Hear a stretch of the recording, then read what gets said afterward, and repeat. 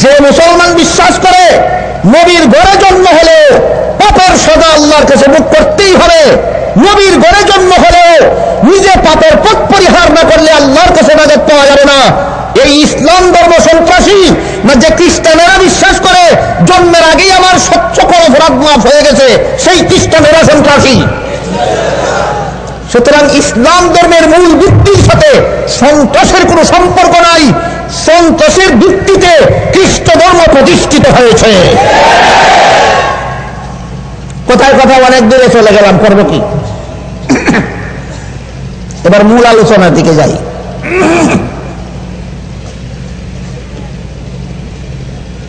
খ্রিস্টানদের লেখা এই বই কোরআনের আলোকে জান্নাতে যাওয়ার পথ,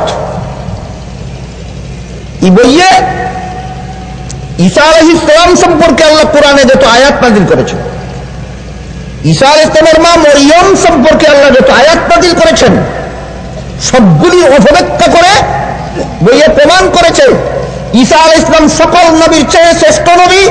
ঈসা আলাইহিস সালামের মা মরিয়ম জগতের সর্বযুগের সকল নারীর চেয়ে শ্রেষ্ঠ নারী।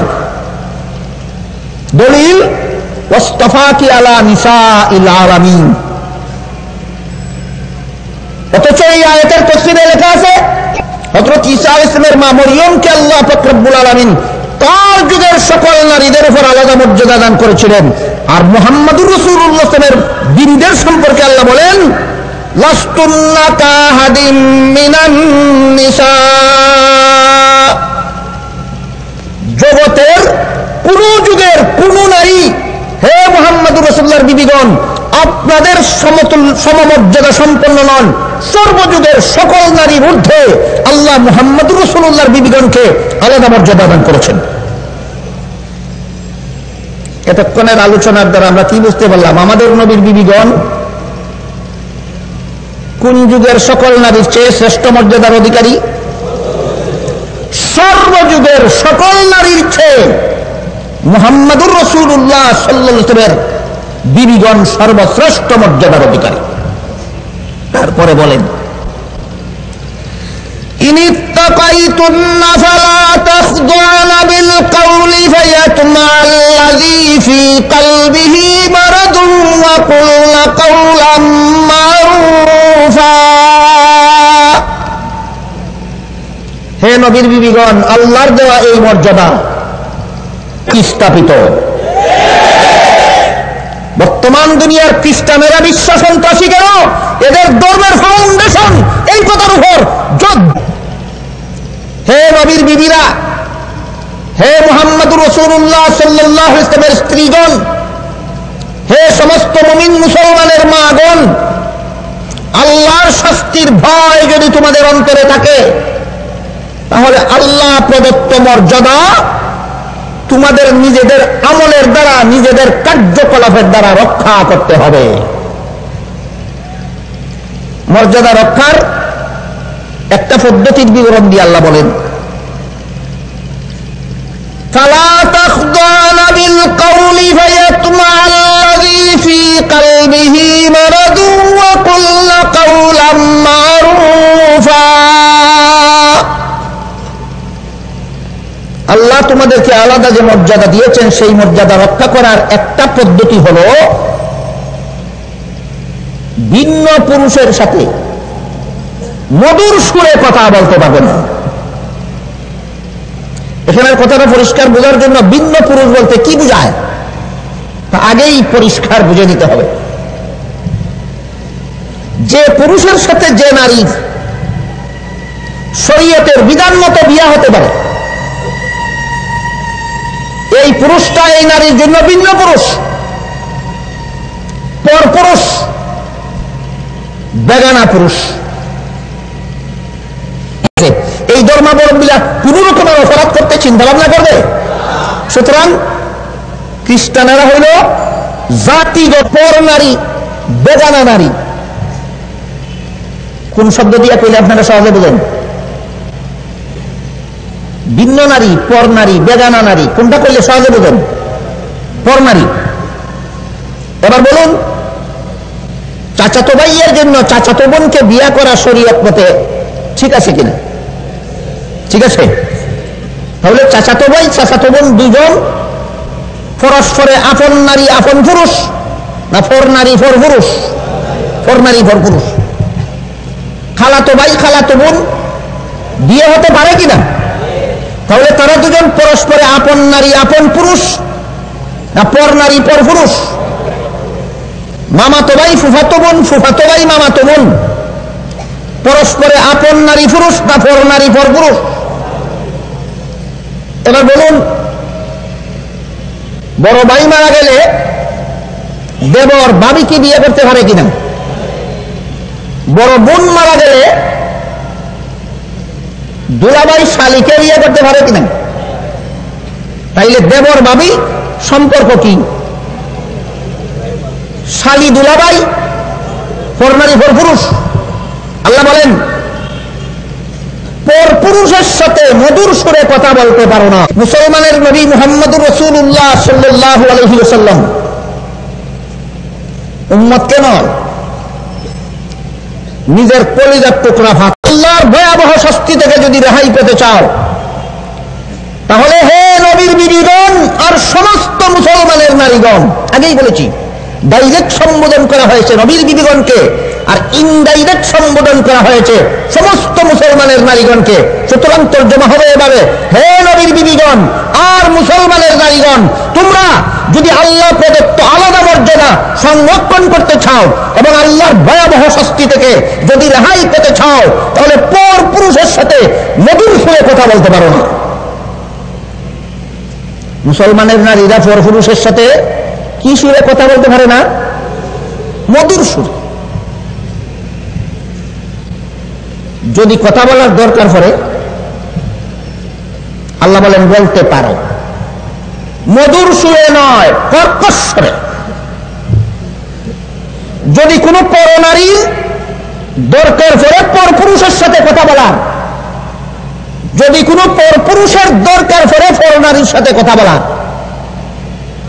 তাহলে কথা বলতে পারবে না, না মধুর সুরে পারবে না? দরকার হলে কথা বলতে পারবে, কিন্তু মধুর সুরে কথা বলতে পারবে না। কোন সূরার কত নম্বর আয়াতে আল্লাহ বলেন? সূরা আহজাবের 32 নম্বর আয়াতে। কোন সূরার কত নম্বর আয়াতে? সূরা আহজাবের 32 নম্বর আয়াতে বলেন পরনারী পরপুরুষের সাথে মধুর সুরে কথা বলতে পারবে না। বললে আল্লাহ যে আলাদা মর্যাদা দিয়েছেন সেই মর্যাদা রক্ষা হবে না। কিভাবে রক্ষা হবে না? তার বিবরণ দিয়েছেন। আল্লাহ বলেন ফায়াতমা আল্লাযী ফী কলবিহি মারাজ, যদি কোনো পরনারী পরপুরুষের সাথে মধুর সুরে কথা বলে, তাহলে ওই পুরুষটা এই নারীর কণ্ঠস্বরের মাধুর্যে আকৃষ্ট হয়ে এই নারীর প্রতি লোভী হয়ে যাবে। নারীর প্রতি লোভী হয় মানুষ টাকার জন্য, নারীর প্রতি লোভী হয় মানুষ পদের জন্য, না অপকর্মের জন্য? তো সারমর্ম কি দাঁড়ালো? পরনারী পরপুরুষের সাথে মধুর সুরে কথা বললে পরনারীর মধুর কণ্ঠস্বর ভিন্ন পুরুষের কানে পৌঁছলে আল্লাহ বলেন সেই ভিন্ন পুরুষ এই মধুর সুরের আকর্ষণে এই নারীটার সাথে অপকর্ম করতে লোভী হয়। অপকর্মের লোভ ওই পুরুষের অন্তরে জাগ্রত হয়। পুরুষ ভিন্ন নারীর মধুর কণ্ঠস্বর শুনলে পুরুষের অন্তরে ওই নারীর সাথে অপকর্ম করার লোভ জাগে, লালসা জাগে। কার অন্তরে লোভ জাগে? পুরুষের। কার প্রতি? ওই পরনারীর প্রতি। কিসের লোভ জাগে? অপকর্ম করার লোভ জাগে। কেন জাগে? মধুর সুরে কথা বলার কারণে। কে বললেন? এখন যদি কোন লোকে বলে আমার মনে জাগে না, তাহলে এই লোকটাই সত্যবাদী, আর কোরআন শরীফের সূরা আহজাবের 32 নম্বর আয়াতটা মিথ্যা। বিচারটা কিভাবে করবে? আল্লাহ তো সূরা আহজাবের 32 নম্বর আয়াতে বলেন পরনারী পরপুরুষের সাথে মধুর সুরে কথা বললে ওই পুরুষের অন্তর। बुजुर्गों और भाइयों, अल्लाह রাস্তায় অনেক সময় অতিবাহিত হইয়া গেছে এবং আসার পরে আমি নামাজ পড়ি। আল্লাহর কথাটা ঠিক। আপনারা কোন সিদ্ধান্তে যাবেন বলুন? আল্লাহর কথা সঠিক। তাহলে যত নারী যত পর পুরুষের সাথে মধুর সুরে কথা বলে সবগুলি পুরুষের অন্তরে ওই নারীগুলির সাথে অপকর্ম করার লালসা যাবে।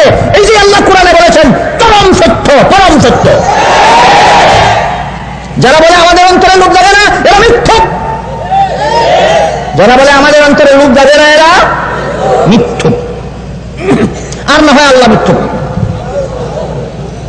কোন সিদ্ধান্তে যাবে? আল্লাহ মিথ্যুক না এরা মিথ্যুক? এক পথে যেতে হবে আপনাকে। আমি জিজ্ঞেস করি আপনাদের, ভিন্ন নারী ভিন্ন পুরুষ যুবক যুবতী একে অপরকে দেখলে অপরের প্রতি আকর্ষণ জাগে না? একে অপরের মধুর কণ্ঠস্বর শুনলে তাদের প্রতি আকর্ষণ জাগে না? জাগে। এরপরে যদি কেউ বলে জাগে না, এর মানে দাঁড়ায় যে তার ঘি আগুনের পরশে গেলে বলে না। ঘি বুঝেন? ঘি ঘি বুঝেন? যে ঘি আগুনের তাপে দিলে বলে না, এটা কি সত্যই ঘি না ফাটল? যে পুরুষ ভিন্ন নারীর সংস্পর্শে গেলে তার মন গলে না, তার মনে নারীর প্রতি দুর্বলতা আসে না, এই লোকটা সত্যই পুরুষ না নামর্দ কাপুরুষ? এটা পুরুষ নয়, এটা নামর্দ কাপুরুষ। এটার ঘি নাই, ফাত্তর হইয়া গেছে।